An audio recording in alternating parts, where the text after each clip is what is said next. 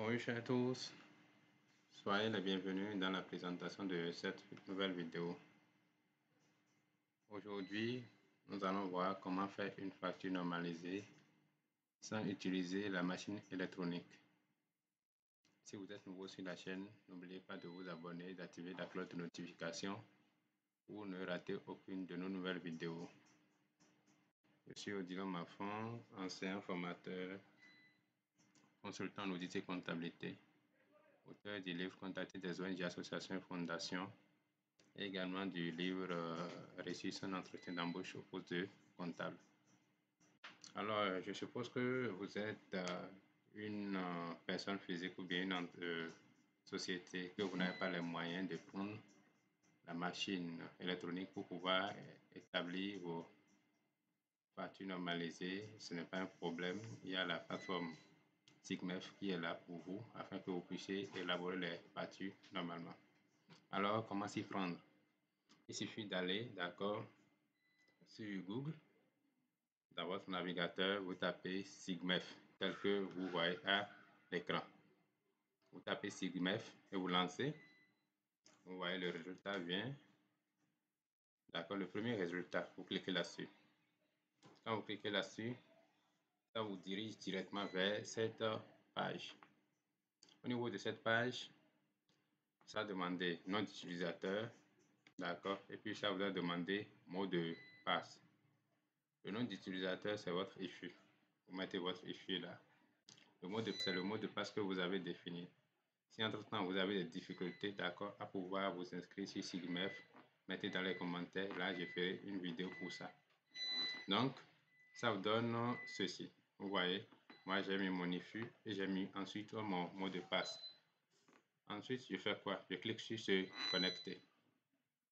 Je clique sur se connecter et paf, je suis dirigé vers cette interface-là.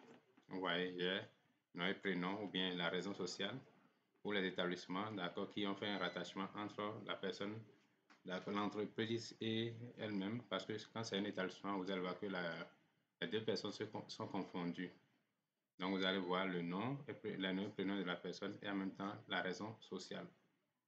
Donc, actuellement, vous allez voir qu'il y a une notification qui apparaît sur votre interface. On dit en vertu des dispositions des articles 132-D et 135 du Code général des impôts, vous êtes soumis au paiement de la compte sur impôt assis sur les bénéfices AIB à partir du 1er octobre sur la plateforme.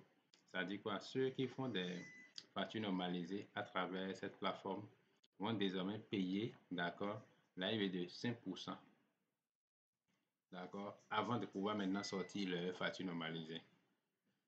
Il faut dire que ce n'est pas une nouvelle taxe qui a été initiée, non. Cette décision existait depuis. Ça veut dire quoi? Si la TPS, le taux de TPS est de 5%, à partir du moment où vous n'allez pas payer là-bas, vous payez, on vous impose, on vous oblige à payer en même temps ici. Mais si vous voyez que vous êtes à jour, et malgré ça, à partir du 1er octobre, et malgré ça que cette obligation, d'accord, est toujours au niveau de la plateforme, il n'y a pas un problème, vous pouvez vous plaindre, d'accord, en soumettant, d'accord, une plainte. Elle va régulariser. À défaut, vous allez payer chaque fois les 5% avant de pouvoir sortir votre facture normalisée. Si vous voulez plus d'explications là-dessus, vous pouvez laisser des messages dans les commentaires. Donc, vous voyez, on a toujours sur la page d'accueil, ouvrir le ISFE. Vous cliquez là-dessus. Quand vous cliquez là-dessus, vous avez ce résultat. Vous voyez, là, on a bienvenue dans l'interface de facturation en ligne ISFE. J'ai enregistré une nouvelle facture de vente, enregistré une nouvelle facture de vente à l'exportation, enregistré une nouvelle facture d'avoir, enregistré une nouvelle facture d'avoir à l'exportation. Ensuite, j'ai des options qui sont en bas, la gestion, afficher les rapports, afficher les factures, gérer les articles. D'accord? Donc, qu'est-ce que nous voulons faire? Nous, on veut faire une facture de vente. Donc, qu'est-ce qu'il faut? Il faut cliquer sur enregistre une nouvelle facture de vente. Quand on clique là-dessus, là, on a l'interface là qui apparaît en haut. D'accord, on a la réseau social ou bien le nom et prénom. Qu'est-ce qu'on va faire? Nous allons cliquer sur gérer le client. Là, ça va nous permettre de mettre les fiches du client. En actualisant, ça va nous donner directement d'accord, les identifications, c'est-à-dire la réseau social ou bien le nom et prénom, d'accord, du client. C'est comme ça. Vous voyez, directement, quand je mets les fiches, je clique sur vérifier, ça me donne directement, d'accord, le nom. Et je mets moi-même l'adresse, le numéro. Ensuite, je clique sur OK. Quand je clique sur OK, ça m'amène ici maintenant. Vous voyez, qu'est-ce qu'il faut faire? Je vais ajouter un nouvel article. Donc, je vais cliquer sur ajouter un nouvel article.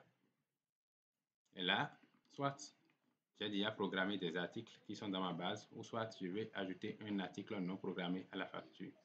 Donc, pour notre cas, ce n'est pas un article déjà programmé, donc on va cliquer sur ajouter un article non programmé à la facture. Donc, ça nous demande au niveau de la désignation, on va renseigner. Je suppose que moi, j'ai mis une photocopie des épreuves.